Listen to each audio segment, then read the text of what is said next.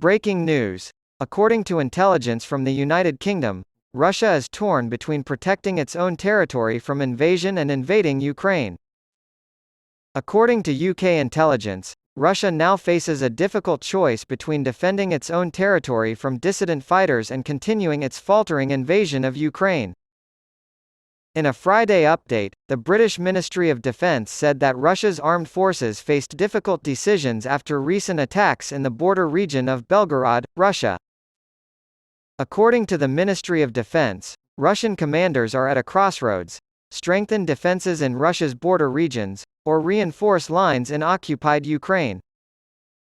A number of recent attacks in Belgorod have been blamed on groups claiming to be made up of Russians who want Putin out of power and oppose the war in Ukraine. There were civilian deaths and property damages, according to Russian reports. Russia says it has repelled an incursion attempt on Thursday and that there has been increased shelling in the area this week. So far, no one has accepted blame. The UK Ministry of Defence claimed Thursday was the second time in 10 days that partisan groups had attacked the city. The Russia military and interior forces have likely seen quicker success in containing this raid than the previous one, it read, adding that heavy firepower was used in order to achieve this goal. The Russian Federation's resources were stressed as the MOD noted that Russia had used attack helicopters and the TOS-1A heavy thermobaric rocket launcher on its own territory. That demonstrates the options available to the Russian military when deciding where to deploy its forces. As has been widely reported, Russia's use of decades-old tanks and soldiers' accounts of having to buy their own equipment and using some Soviet-era gear during the invasion of Ukraine attest to the country's equipment woes.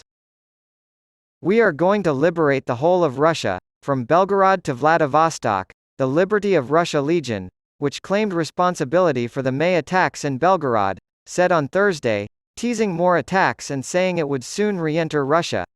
It is unclear whether this group, or other anti-Putin Russian groups, is responsible for the recent shelling in the area. Another group claiming to be fighting in Russia is the Russian Volunteer Corps, a group of Russians who oppose the invasion and who experts say are far-right and neo-Nazi. While the Ukrainian government has denied any involvement in attacks in Russia, the Liberty of Russia Legion has claimed to work with the Ukrainian military. Russia's own air force dropped a bomb on the city of Belgorod in April. To prevent a default by the United States, the Senate passed a debt ceiling and budget cuts package late Thursday night, working through the night to get the bipartisan agreement to President Joe Biden in time for him to sign it into law before the deadline. Neither Republicans nor Democrats are completely satisfied with the compromise package negotiated by Biden and House Speaker Kevin McCarthy. The result of the contentious budget negotiations that lasted weeks puts off until after the next presidential election in 2025 the volatile debt ceiling issue that threatened to upend the U.S. and global economy.